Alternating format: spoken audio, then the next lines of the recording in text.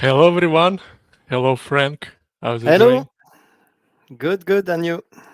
So far, so good. Looks like you're back from your trip to Yeah, yeah, Fosdem. yeah. Yeah. I was in Brussels last week.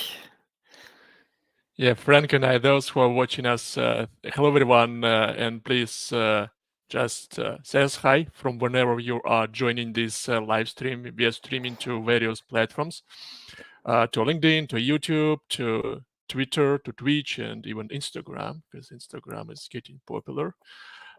I'm kidding. Anyway, like Instagram is also a wonderful platform, and we saw that some of the guys are watching us there. So today we are, yeah, hi Pete. Thanks for joining us. Thanks for joining. And that's actually was a quick check that the LinkedIn connection works, because right now we are using one of the platforms for live streaming, and they finally introduced an update for LinkedIn that no longer requires us to do a lot of manual steps and exercises. So speaking about FASDEM, Frank, just quickly share with the guys your experience and kind of your view on the conference. How do you like it? Why everyone should get to this conference at least once in their lifetime? It's really a different conference by the size, by the topics, and that was really interesting. It's full open source. It's 10,000 people in a university in Brussels, and it's organized with many dev rooms. So for example, there is a stream with Postgres, but there are other databases or the open source project. I also presented in the observability dev room because I was showing something about Linux metrics. So yeah, really interesting to meet people from different communities at the same place. Good, excellent. I've never been to this conference. I heard a lot of uh, many positive things about their content, about the speakers, and overall impression and what you're gaining by going there. But so hopefully one day you're selling it well, and hopefully one day I also will make I it there. think that next year will be the 25th year, so Okay, anniversary. maybe even better.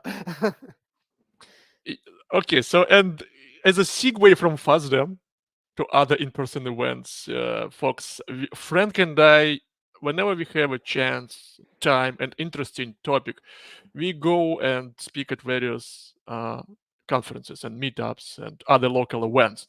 So that's why today we decided just to quickly to give an update to all of you on a few conferences that are coming next, and either Frank or I are gonna speak there.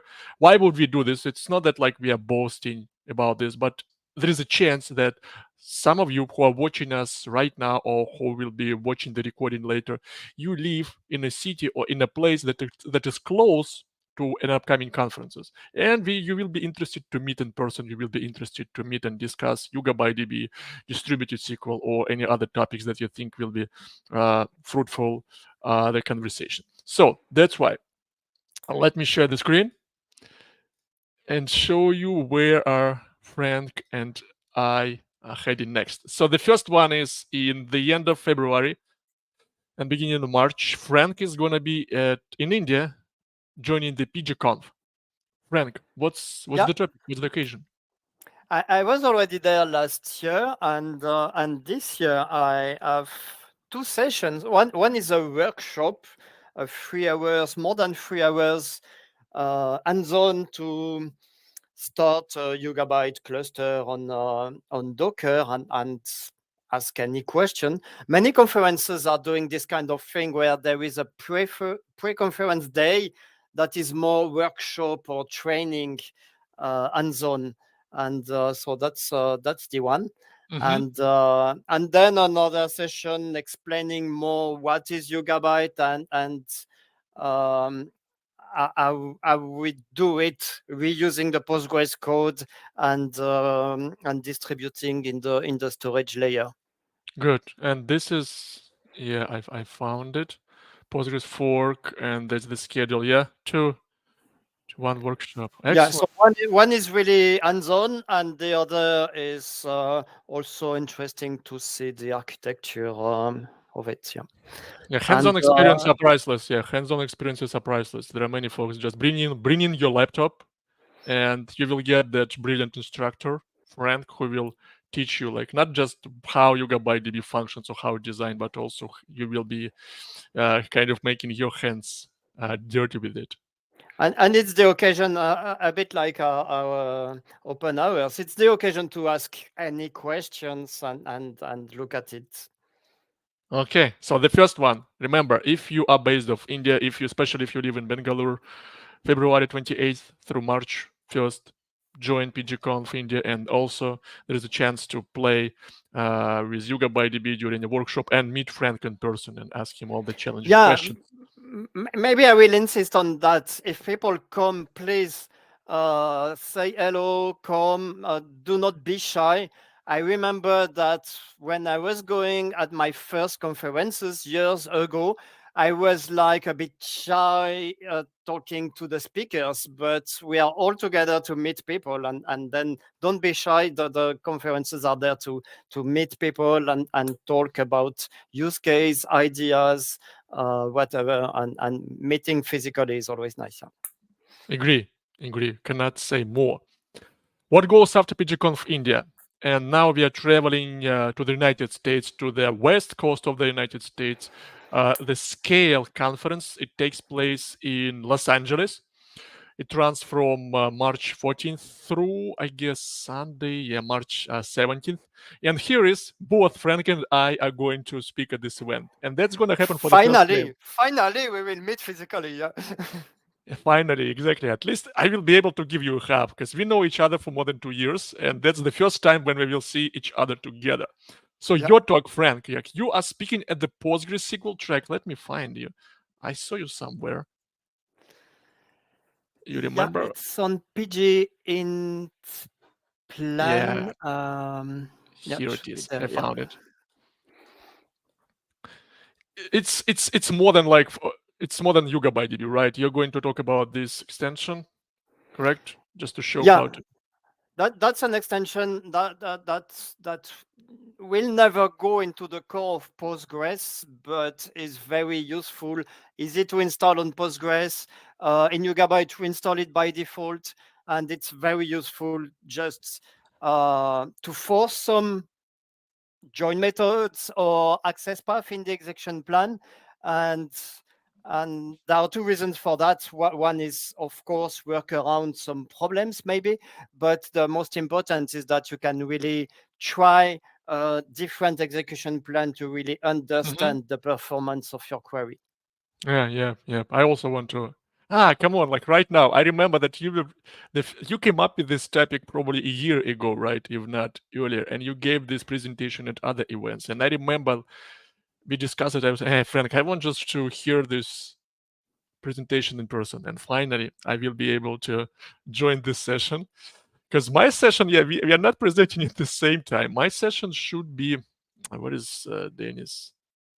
It's part of the Kubernetes community day. Where is it? Yeah, here it is. It's on Friday, the next day.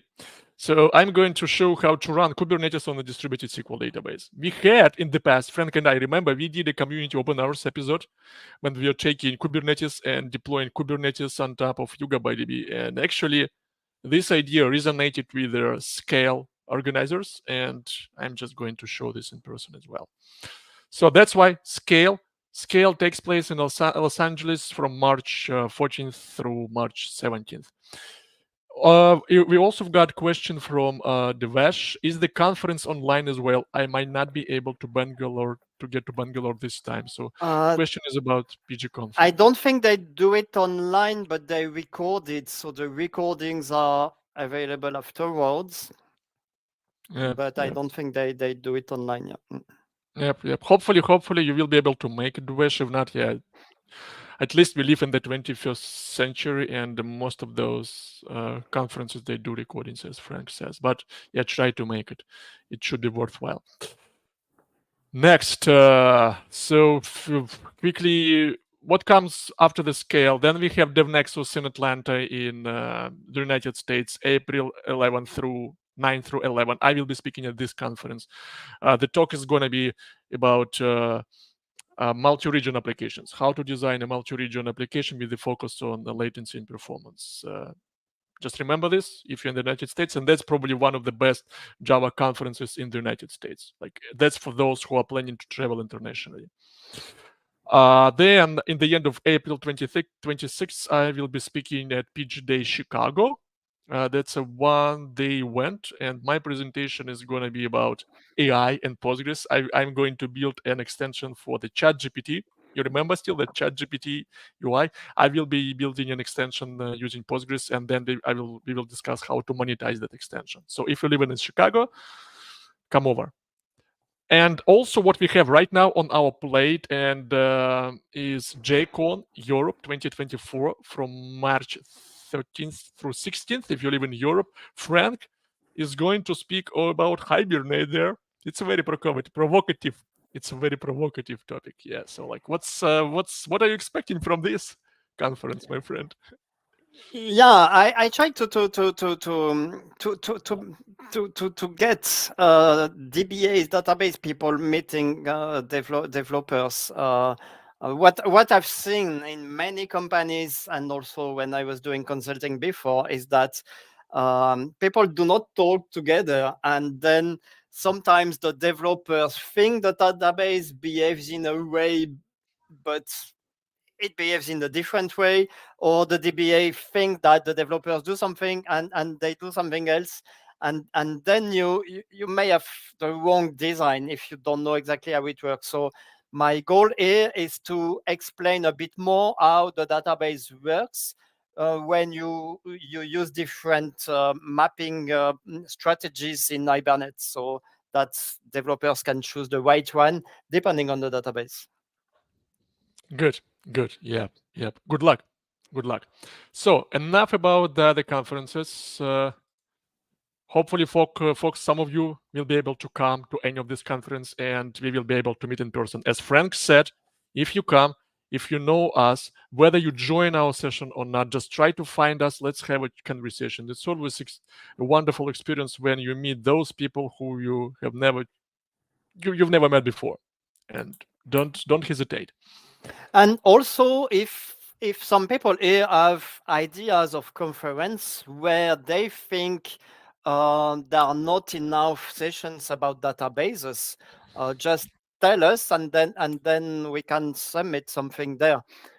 Because maybe of course, we focus on Postgres conferences, databases conferences, developer conferences, Java, open source. We have many, but maybe there are other conferences where you think that it could be nice to have a talk about SQL databases, distributed SQL. Good point.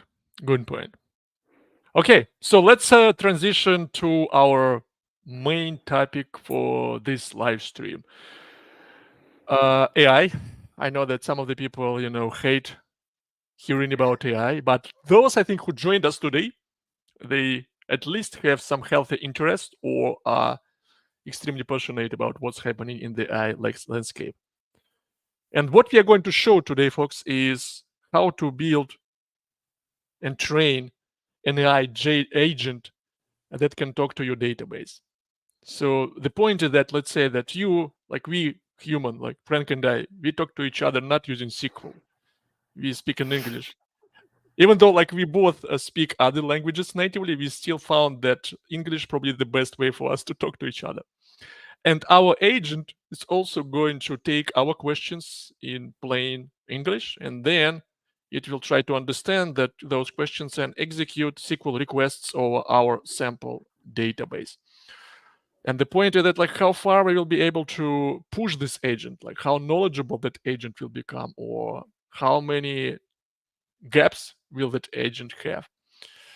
So overall, Franck, what's your stake? What's your view on those AI agents for databases, at least those who will be able to take English text and translate to SQL, execute? Is there any future, or there is always will be something, not I that well. see the value of it, but there is a real shift in mind. Um, SQL, even if SQL looks like English, it's it really works like math. It's exact, precise. With AI, you come to do some queries where if you rerun it, you may have a slightly different result because everything is kind of approximative. So I think we need them for different things. There are some places where we need an exact result, but there is also a lot of data mining where it may be easier to increment the way we we query the database and just with plain English language. Yeah, different. You never know. What I my thoughts are that it still would be possible to train and have the junior level AI agents that will be knowledgeable and capable enough of taking and executing, some even advanced queries over your database. But still, if you want that agent to grow, right, like any human being, you would need to train and share more experience, share more knowledge that with that agent. It's all about also your time, your personal investment. Let's say that you have Frank, and if Frank decides to build its own digital avatar who knows PostgreSQL internals, and but you have some experience, right? You have some insights, and then you share that knowledge not with me or like with those who are watching us, but with that agent. It's becoming more knowledgeable and more experienced, and then it does some work for you. But then over the time, let's say you see that okay, no, that's not good, and you just go.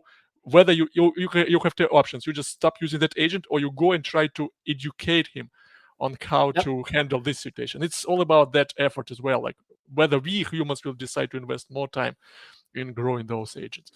It's really like humans. You acquire some experience and you always learn. You help Exactly. other with with your own knowledge, but you also get more knowledge by doing that.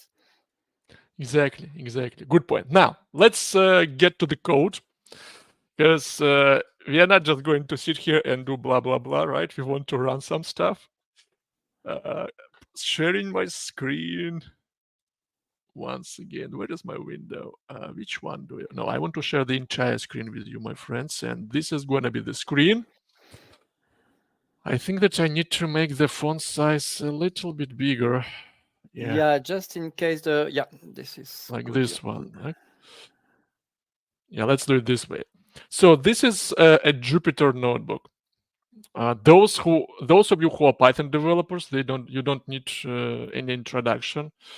For guys like me, I started using Jupyter notebooks probably like a month ago because I knew Python. I could write like some little small chunk of code in Python, but Jupyter notebook is a very big deal. Let's say that you're creating your tutorial that it shows you how to do something, and usually how we create those tutorials, if we do this for some like database or for Java or for JavaScript, you will just write that code and then you need to copy and paste this code and create your application from scratch. In the Jupyter notebook, all you need to do is you have this instruction like I need to set up my environment for the database agent. All I need to do is I have this instruction, I can just execute this instruction and my environment will be ready. So that's the beauty of those Jupyter notebooks. So that's why I think I truly regret that Java or JavaScript doesn't have anything like that. But also Python, uh, as long as we are talking about AI, historically Python uh, used to have a lot of frameworks and libraries created for machine learning and deep learning, and all those generative AI applications are not an exception. Usually, the first version of the API is usually first supported for Python, then for JavaScript, and then for other major programming languages. So we are going just to walk through this Jupyter notebook, and we are going to load the data set. We are going to start our YugabyteDB cluster, and then eventually we will create our simple database agent that will be working with YugabyteDB, and then we will be playing with some of the user prompts, with some of the questions, and we will try to coach this agent, making should I say his or her behavior? Let's pick probably the name. His or her behavior, let's say better and more sophisticated. Okay, so first Python, I installed this several libraries, PG2, that's the driver. that will be used. That's the Python driver for the connectivity in Postgres. As long as YugabyteDB is Postgres compatible, I'm just reusing Psycho PG2. And LangChain. LangChain, we will talk about LangChain a little bit later, but that's probably one of the number one framework for the generative AI application these days. And we are going to use it because I don't want to write that, I don't want to kind of create a huge application. I'm just going to create a very small code snippet using LangChain, and that code snippet will be more than enough for our experiments with generative AI. So next step, my Python environment is ready, and now I want to start YugabyteDB. Like Frank, I usually, like whenever I want to have an instance for my experiments, I start that in Docker. So I will start just one single node cluster. I'm just recreating the directory for the volume. So yeah, the network already exists. That's all right, but that's my database instance should be up and running. Let's go to Docker. Yeah, that's the instance. And now if I jump back to my laptop, let's do this port number. No, it's still being booted. You know, when I'm using this version, yeah, sometimes on my machine it takes more time to start it, because I'm running on macOS and recently I upgraded to the latest version of the operating system. So hopefully the database node will be up and running shortly. Yeah, looks like it's done. It takes just more time on my machine. Yeah, the database node is here, and that's more than enough. We don't have any data yet. And that's why we are jumping back to our Jupyter notebook. That was quick and easy, right, Frank? That's how we started single node cluster. Probably Yeah. that's enough. That's enough for the live stream. No, let's keep going. So next, this command, I'm loading a sample data set, and it will take several seconds because this sample data set, what it has, it's a movie recommendation service. So we have a table with various movies, like title, overviews, rank, vote count, vote average. That data set comes with embeddings. We're not going to use any embeddings today, but my original data set comes with those embeddings. That's why it takes, let's say, almost a minute to preload the data set, because those embeddings are very large. And also we'll have two other tables. One of is user account, and because users, they just watch movies and they go to their movies favorite movie portal, they pick a movie and they start search. Whenever you want to watch anything, you will add your next movie to your user library, to your watch list. So simple data set with 3 tables. And here, as you can see that, yeah, the data was loaded. We can check this data here. Let me connect to my cluster using data grip. Connecting. Yeah, looks like it's connecting. It's pulling some metadata from the database. And a sanity check. Let's see how many movies do we have in the database. Yeah, we have almost 3,000 movies. So the database and data is ready. What's not ready is our agent. The agent is an LLM. It's a large language model that will take our questions in plain English. It needs to make sense of those questions, right? And then based on whatever it gets, it will generate a SQL request. But still, we need to have LLM, large language model.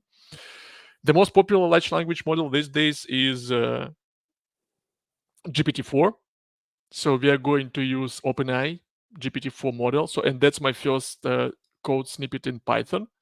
What I'm going to do, I'm going to pass my own OpenAI API key to this model.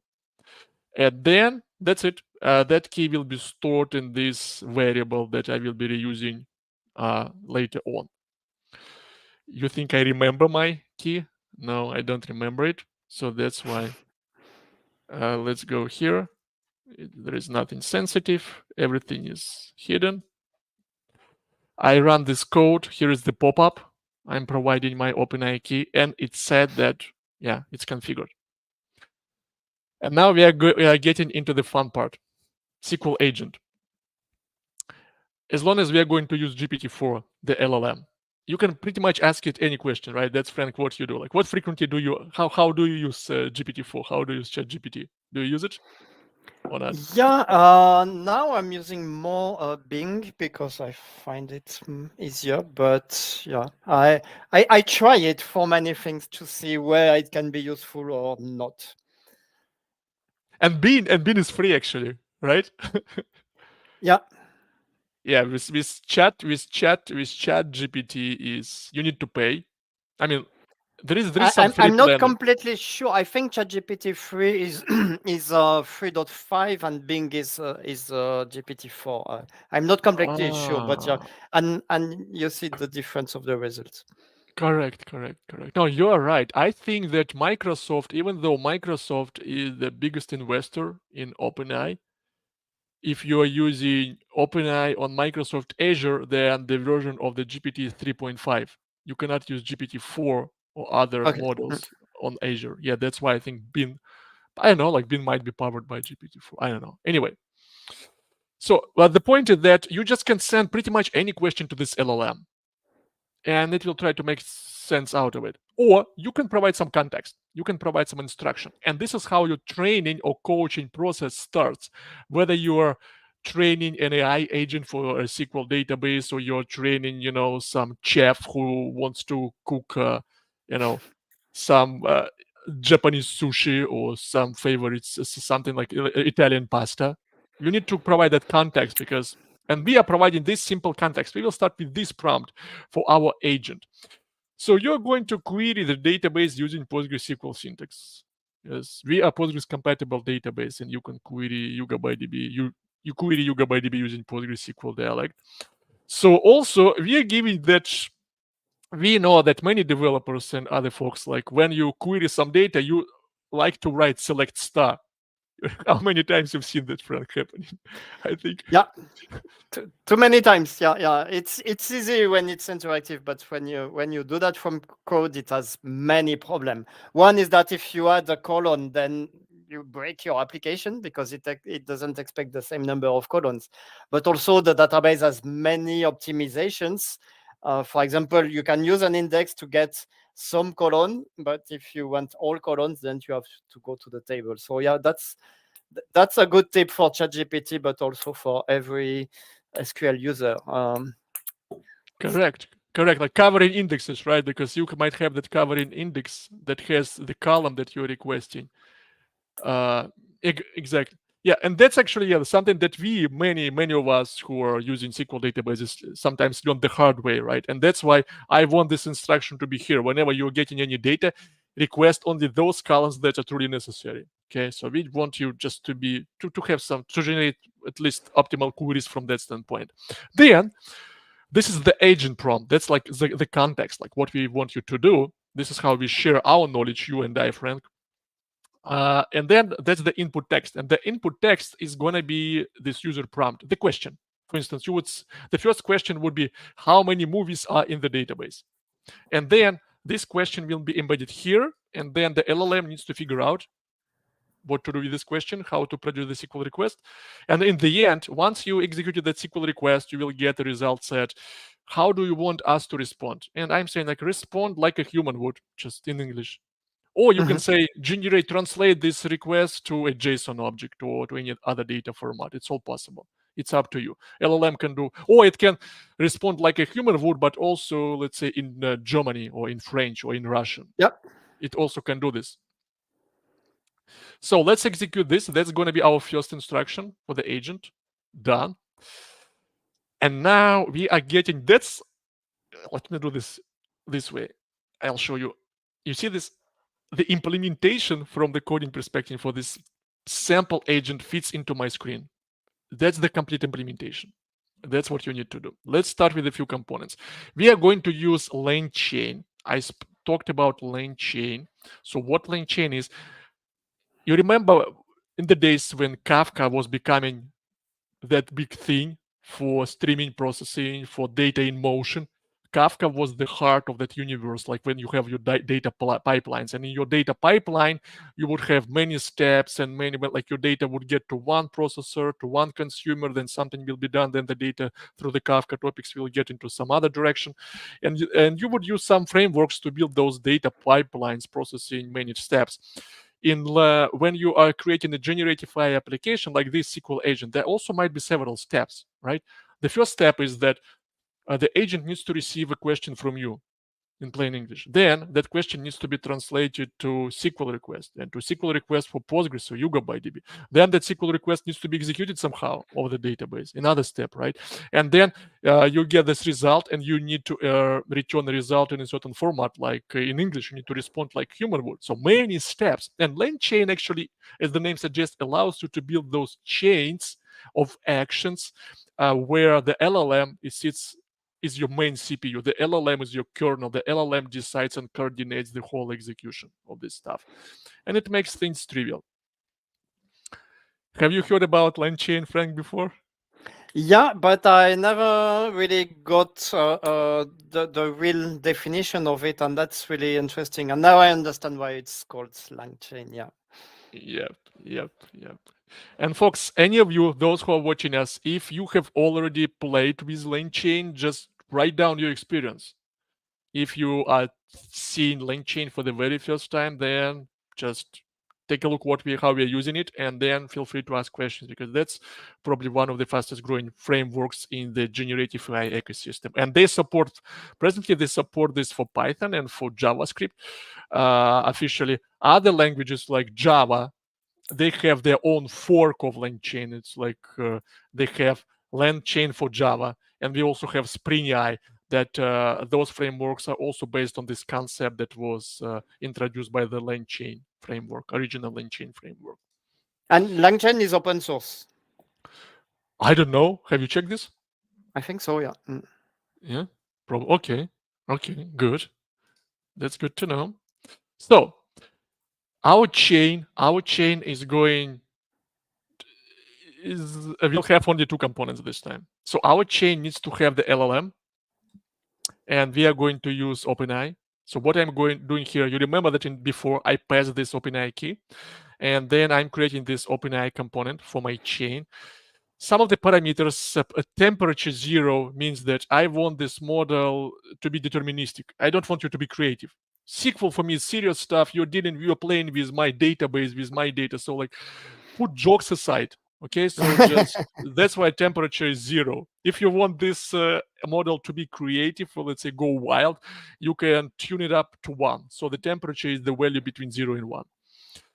Max token is set to -1, meaning that when you generate your response, you can generate as many tokens as possible. I do not want to limit you here. Just be verbose if necessary. So that's OpenAI, LLM, the heart, the kernel of the chain.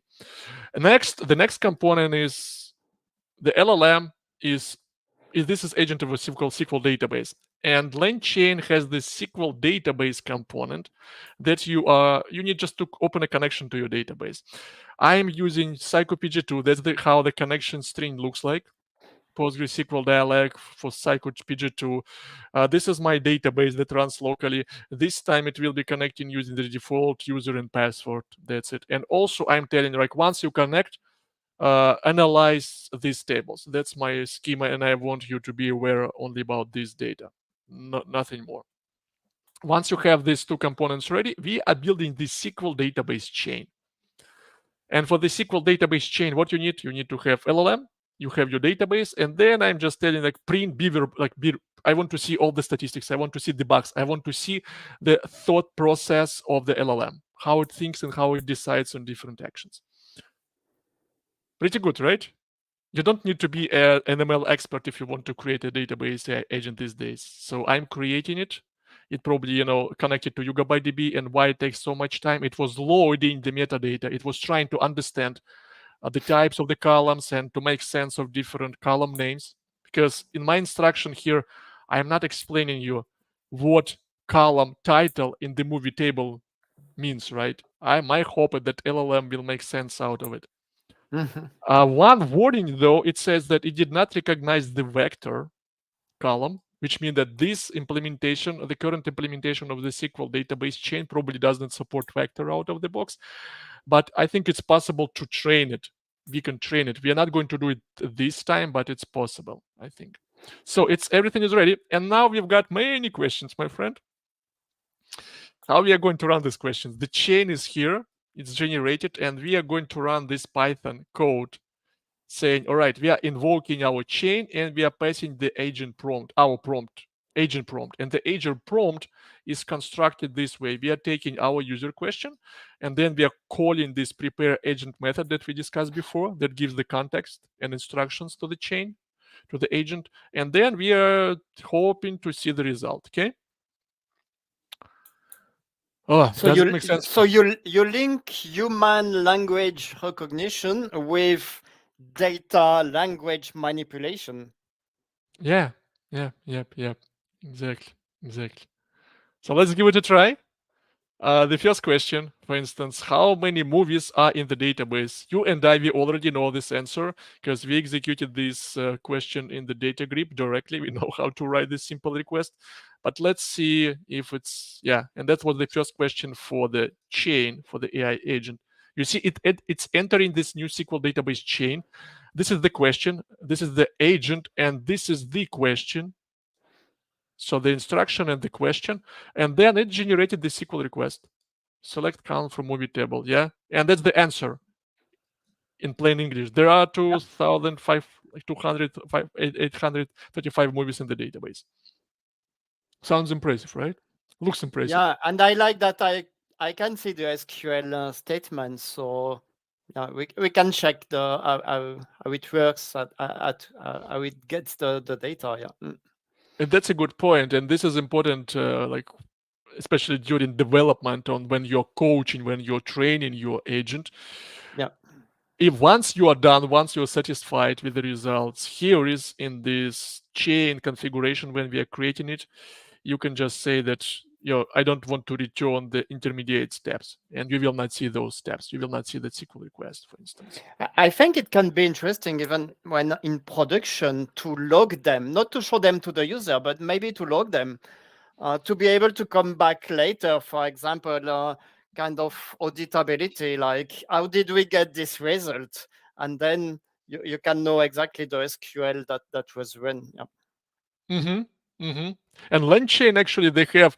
You said that LangChain is open source, but they still, as a company, they need to sponsor the development, right, for this project. They need to earn somehow. They have a special observability tools like this one. It's called Landsmith, and with Landsmith, actually, it's going to track all that information and queries that were generated, so that then later you can take a look at what's happening, and then you probably might need to fine tune the behavior of your agent. So this is how Uh-huh. they earn money: monitoring, feedback, evaluation. That's what they do. Okay, now let's go a little bit farther away. What are the 3 most popular movies? Some of us, yeah, might not be able to come up with a SQL request right away, right? Especially when we don't know the schema and yeah. Yeah. Now, take a look here. It said that the most popular movies are title, popularity from movie order by popularity. And the SQL query looks valid to me. And it knows the schema. You see, it knows that there is the popularity. Yeah. It's good. If you want actually to change it, because what I also know, and the LLM, I as a human know, that this popularity is some kind of big number. But also, if I care about vote average, about the rank, I can train this model. Let's say that this movie has the following column: vote average, people like real people voting, and the rank is between 1 and 10. Mhm. So what we can do, we can go to the model and say, hey, no, please don't use popularity. Instead, you can write this down. If someone asks for most popular movies, use the vote average column. Okay, so something like that. It's a hint because I just know the schema better. I just want you Yeah. use that. I'm updating this user prompt. And next time when I execute the SQL request with the same prompt, let's take a look. Yeah, it uses vote average. So it understands. And this is exactly how it's happening with us, right? With humans. When you, Frank, are sharing knowledge with me, like, hey, Dennis, PGKIN plan. No, run PGKIN plan and take a look what's generated, right? I will take this. At least I need to hear this from you. If I don't hear this from you, I will not know what's the best way to move forward. Any questions you would like to run, my friend? Because I have find the name uh, and rank. Yeah. Yeah, let me do this one and then we will get to yours because we are going to change this schema more heavily.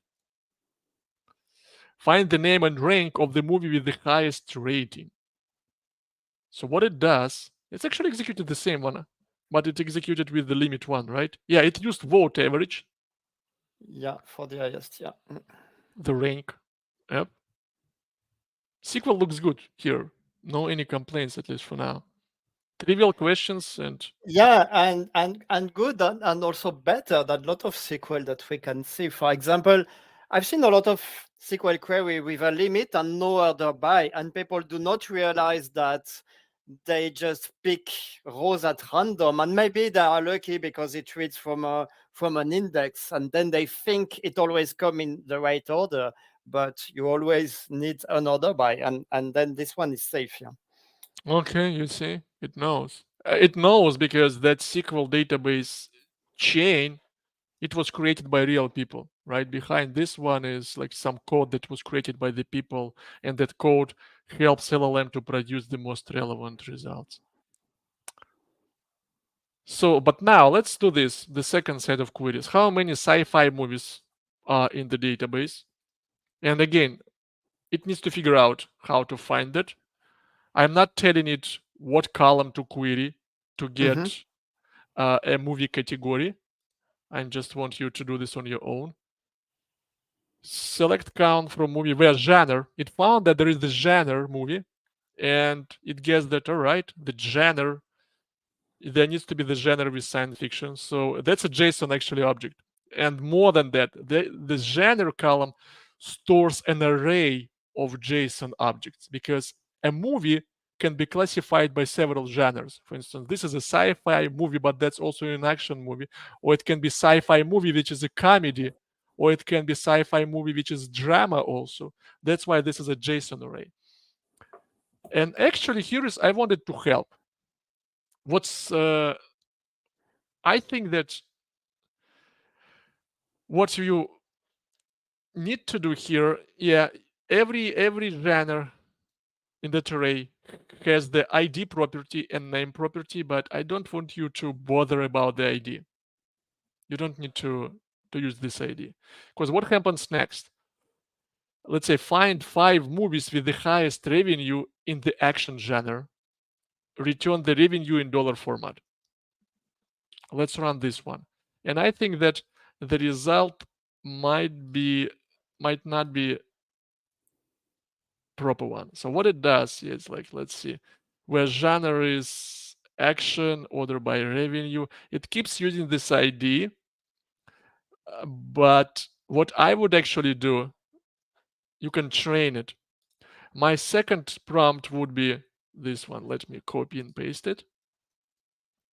We are going in updating our agent here. I didn't get the ID is the ID of the category. The ID is let me show you. Let's go to the SQL. Let's do this. Let's select genre. Yeah. From movie, just limit one. So it's an array with Okay. JSON objects, and there are several genres, and every genre has the name and has the ID. So What I find really interesting is that you say sci-fi, and then it knows that those are stored as science fiction. yeah, You said action in lowercase, and then it knows that it has to query with action in uppercase. So it doesn't know only about the metadata, about the schema. It also knows, I don't know how, but it also knows about the different values. Yeah, I think it analyzed. Probably it might have seen that the data set is relatively Yeah. small. I don't know. I can guess. I don't know if it reads the table or maybe the statistics because you have column statistics on them, Hmm. but or maybe it's just from the language model that knows that yeah, probably a mix on the language model, knowing that sci-fi is an abbreviation for science fiction, Hmm. and mapping that to the existing values. That's really interesting. Yeah. Exactly.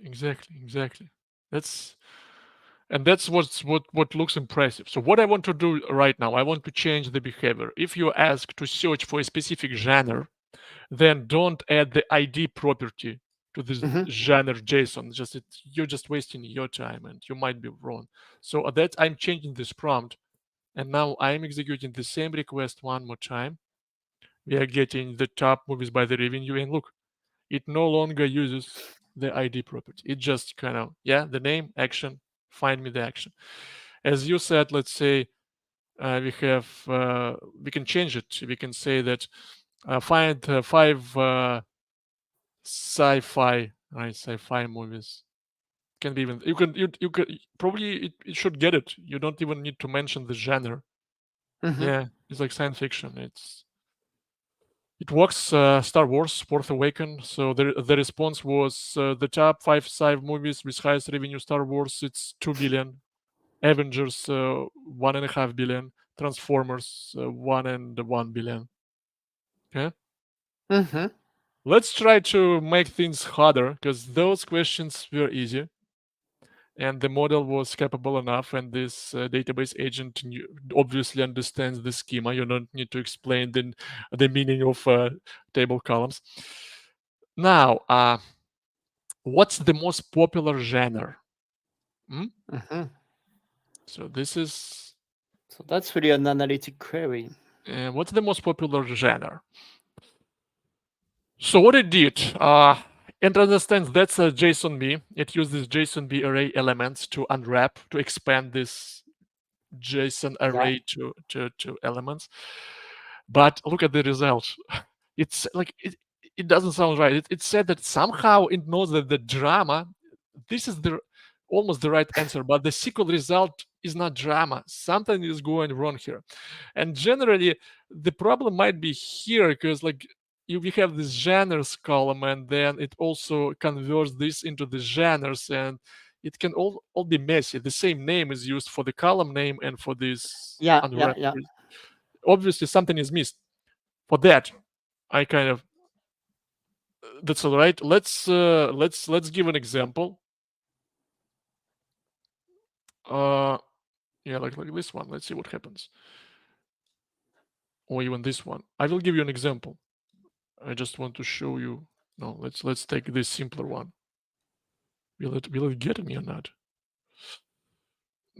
And by the way, my friends who are watching us right now, feel free to ask your questions. What would you like to run by this agent? Any question like that is related to this schema, to this data set. So what I'm changing right now, I'm saying that if you ask to aggregate on genre, like any aggregation, right, query when you need to aggregate by Hmm. genre, expand this JSON array to a set of JSON values and group by the genres name. Like I don't like my explanation, but probably it will be more helpful. I'm not the best guy in English. So when I run these requests Yeah, right but now, you add the information because the data model is a bit strange with this JSON. But rather than changing the data model, you just add this knowledge to yep. Yes, so that that the model. that pr- that, that instruction changed the behavior, but right now the response no, it's like it's still not null, but definitely this name doesn't work because there's some issue. So that's why what we as humans can do when you run out of ideas on how to explain what needs to be done in plain English, just show the code. Uh-huh. That's why in my next version of this user prompt, let me copy it, go in here.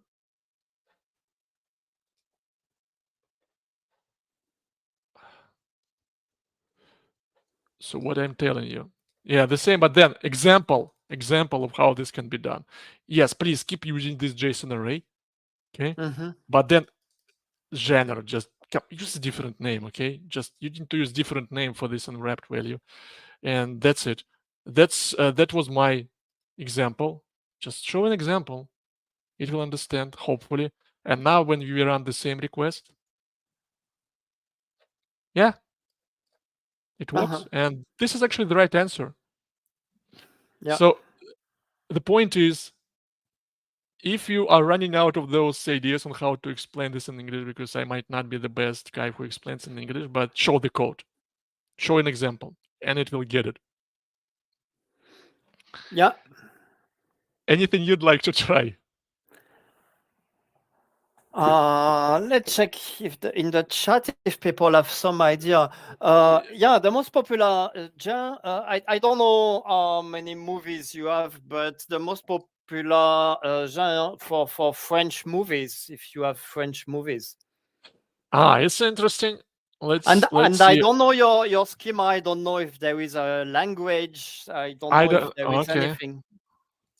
What are their most, like, 5, right? Find the 5 most popular French movies. Find 5 most popular French movies.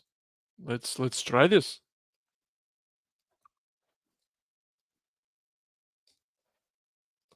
Okay. It uses popularity. Original language is France. Yeah, it found like there is the language column. Okay. Christopher Columbus, the discovery. Paris. Let's take a look. Let's take a look. We have this original language, and this is text. Is it JSON or not? Original language. Yeah. Okay. Yeah. Looks like it got it. Yeah. So the titles are in English, but it says that they're originally French. I don't know Christopher Columbus, the discoverer. Yeah, I don't know. No. Yep. Let me see. Spoken language. There is actually the spoken language. Let's see. That's also the JSON array. Yeah. We can try this way.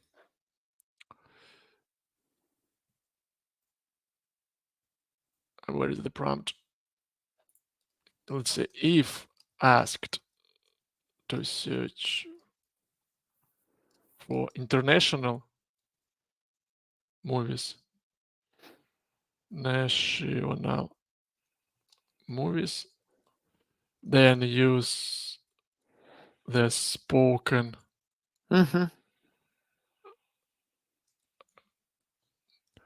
work. Yep, work the same way as you worked with the genres. I already gave these instructions. Hopefully it will make sense. I don't know. I never tried it. I've never tried it. So how does it look like right now? So it's converted to genre. Okay, let it be. Yeah. No. This instruction was Seems it like the level of abstraction to understand that you give an example, but it has to change it. No. It's use the spoken. All right. Yeah, let's remove this one. Let's see how it works. Because it messed up. It's my fault.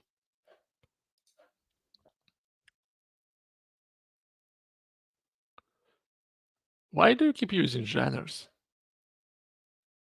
I did not execute. I did not execute this one. I need to update this one.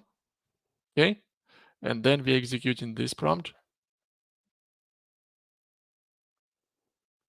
I don't know. It keeps using genre. Okay, something is wrong with but that's, you see, it's not about, let's say, blue skies with the sunshine. I need just to. But the answer is good, no? The answer is good, but for some reason it keeps searching in the genres. I wanted to search in there. But maybe in your database you have a genre with. Let's do this. If you ask for French movies, that are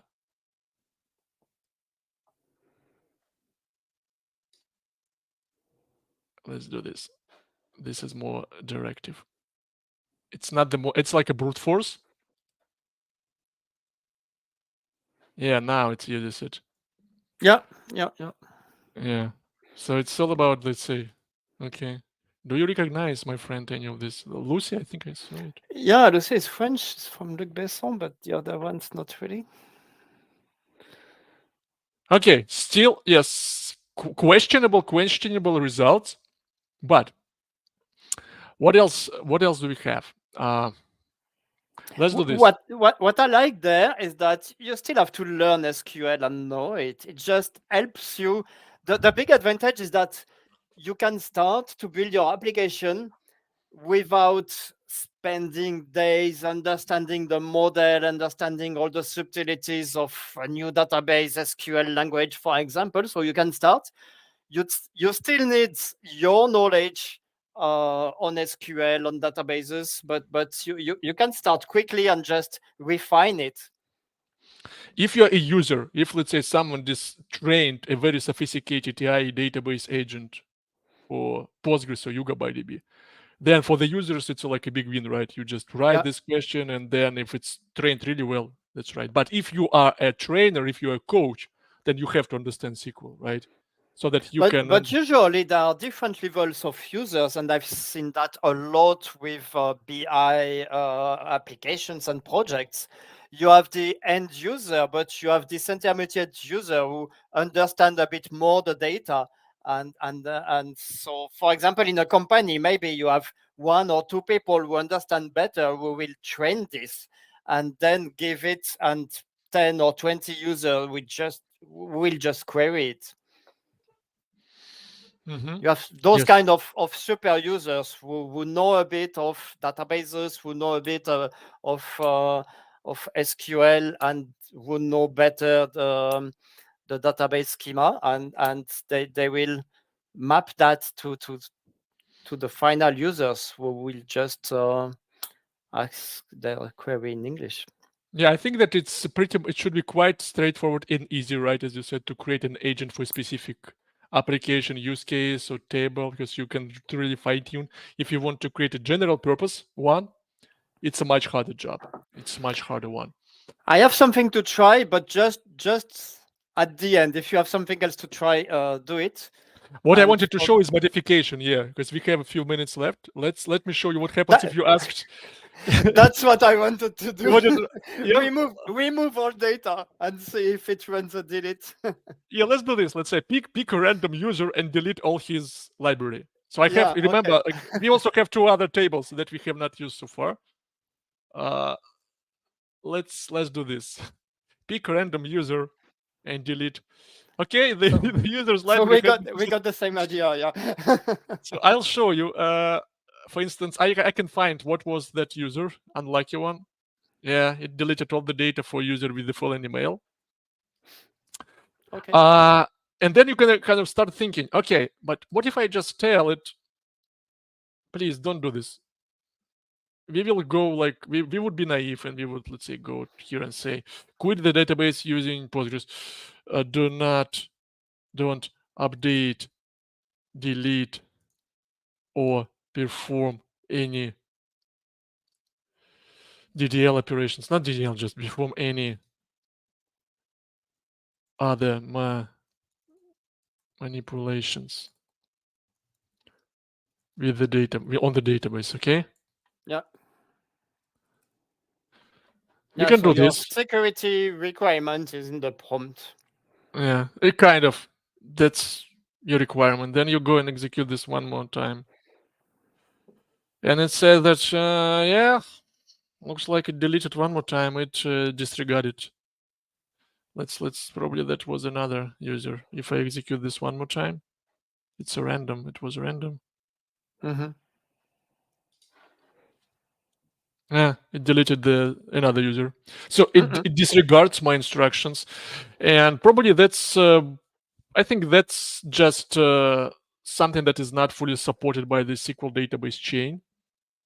Probably doesn't recognize or doesn't support that stuff yet. But let's say that even if the first future version of the SQL database chain of this agent starts understands all those change related modifications, still there might be some hacks.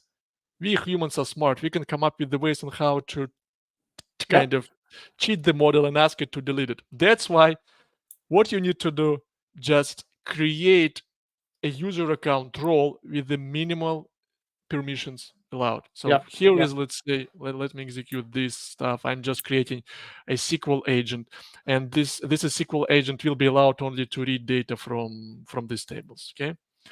Now, what you need to do, I'm going back to my SQL database component. Here is when I'm connecting. I will be connecting using SQL agent, and the password was the password. Password, I think. What's the password? Yeah, the password. The password to the password. Now we are connecting with this read-only user role. We connected, and now when you ask to delete, let's do this. Let's do delete Mhm. delete all the users from the database. It start deleting, but there is an Yeah. exception.